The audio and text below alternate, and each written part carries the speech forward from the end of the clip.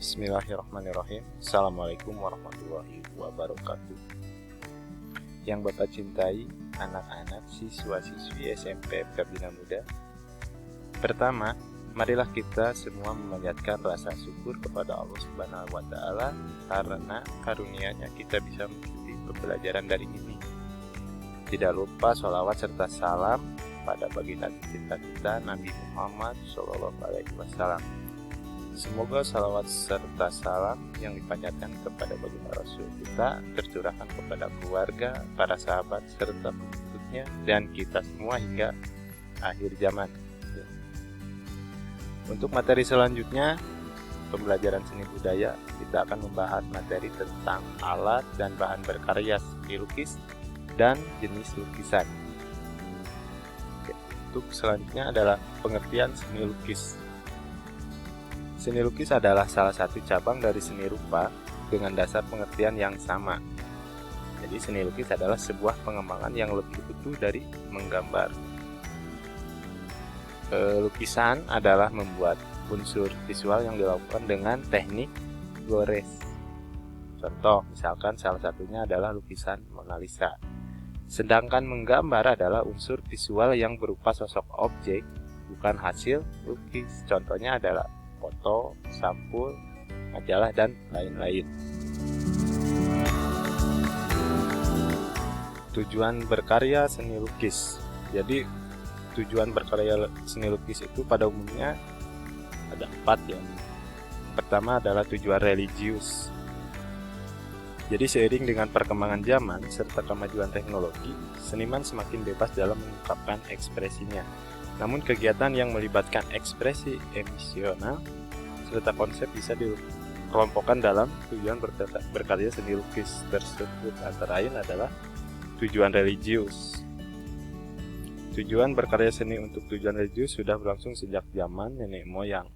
Lukisan ini bisa mendekatkan diri dengan Sang Pencipta sebagai pelindung dan penjaga, pengampun dosa, dan lain sebagainya. Contohnya adalah gambar atau lukisan kaligrafi, lukisan lain dan sebagainya. Untuk tujuan kritik sosial, biasanya itu seperti kesenjangan sosial, temanya itu ya, peristiwa politik, ketidakberdayaan, serta perilaku kehidupan lain yang terjadi dalam masyarakat. Bisa menjadi ide dalam berkarya seni lukis. Jadi untuk mengkritik sosial itu bisa melihat lingkungan sekitar kita. Selanjutnya adalah tujuan ekspresi. Untuk tujuan ekspresi itu seperti kita curhat atau apa yang kita rasakan dalam pikiran dan hati bisa dicurahkan lewat lukisan atau lewat lukisan. Untuk tujuan komersil itu artinya niaga ya, atau perdagangan. Jadi seringkali kita lihat lukisan yang dijual di pinggir jalan dengan warna mencolok dan kebanyakan didominasi oleh lukisan pemandangan. Tujuan penciptaan lebih mengutamakan aspek komersil sehingga bentuk dan gaya lukisannya cenderung mengikuti selera pasar. Selanjutnya, aliran seni lukis. Jadi sebuah lukisan itu memiliki ciri khas, tema, dan teknik yang disebut gaya atau aliran. Berdasarkan cara pengungkapannya, aliran dan gaya lukisan dapat digolongkan menjadi 2, yaitu representatif dan non-representatif. Ikut pengertian tentang representatif. Pertama itu dibagi beberapa poin ya, ada naturalisme, realisme, romantik, ekspresionisme, impresionisme, dan surrealisme.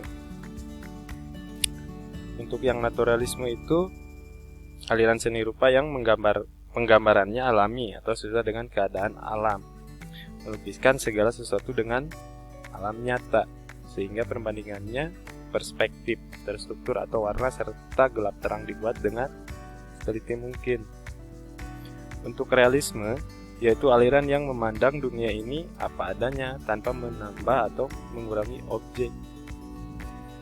Untuk romantik, yaitu aliran seni rupa yang lebih bersifat imajiner Aliran ini melukiskan cerita-cerita yang romantis, peristiwa yang dahsyat atau kejadian yang dramatis. Selanjutnya ekspresionisme, yaitu aliran seni rupa yang menggambarannya sesuai dengan keadaan jiwa sang perupa atau pelukis yang spontan pada saat melihat objek karyanya. Jadi ketika melihat suatu kejadian atau objek langsung dilukis. Untuk selanjutnya impresionisme, yaitu aliran seni rupa yang penggambarannya sesuai dengan kesan saat objek tersebut dilukis.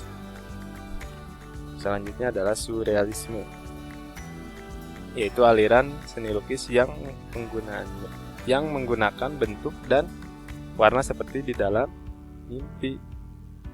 Pelukis mengembangkan daya khayalnya untuk menyampaikan pikiran dan perasaan melalui bentuk-bentuk dalam karyanya.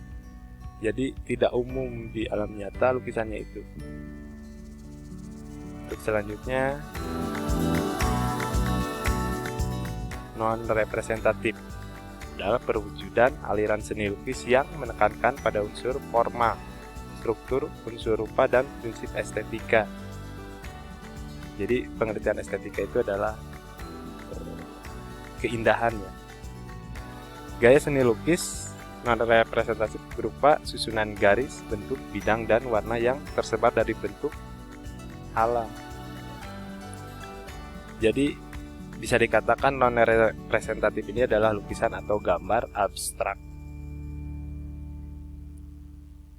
Untuk tema seni lukis itu dibagi beberapa bagian ya. Untuk yang pertama, manusia dengan dirinya sendiri. Seni rupa merupakan salah satu media yang dapat digunakan untuk menuangkan gagasan atau ide dari seseorang. Jadi kita mendapat ide atau gagasan dari seseorang atau dari dirinya sendiri. Untuk selanjutnya, manusia dengan manusia lain. Jadi seseorang perupa atau seniman lukis kadangkala dalam mengekspresikan cita rasa keindahan menggunakan objek orang. Jadi orang melukis orang atau manusia melukis manusia. Manusia dengan alam sekitar. Jadi alam sekitar yang sangat menarik bagi para pelukis untuk mengungkapkan cita rasanya sering dijadikan objek untuk lukisannya. Misalnya tentang pemandangan, jadi melukis pemandangan secara langsung. Selanjutnya, manusia dengan alam benda. Jadi benda-benda di sekitar kita memiliki keunikan tersendiri bagi para pelukis, sehingga menjadikan benda-benda tersebut menjadi objek lukisannya. Selanjutnya, manusia dengan aktivitasnya. Jadi aktivitas manusia dalam kehidupan sehari-hari yang beragam membuat perupa atau pelukis ingin mengabadikan kegiatan tersebut dalam media lukisnya. Contohnya melukis kegiatan manusia di pasar atau lain dan sebagainya. Selanjutnya, manusia dengan alam khayal. Jadi manusia dengan alam khayal ini adalah imajinasi atau khayalan sering melintas dalam pikiran kita baik secara sadar ataupun saat tidur. Jadi terbesit dalam pikiran lalu ditulis atau digambar ya atau dilukis. Selanjutnya adalah alat dan bahan berkarya seni lukis. Jadi yang pertama itu adalah pastel dan krayon. Dua jenis media ini secara fisik bentuknya hampir sama, sehingga kalian seringkali keliru ketika membelinya, tetapi sifat dan bahannya tidak sama.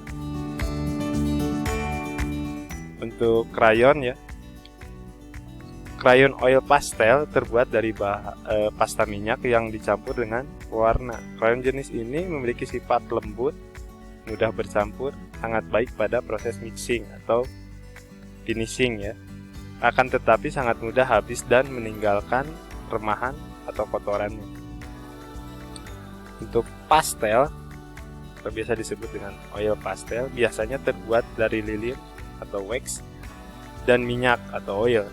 Pastel ini sering dihubungkan dengan warna-warna yang lembut, sedangkan krayon terbuat dari bahan kaolin dengan tepung warna sehingga terlihat lebih mengkilap dan keras.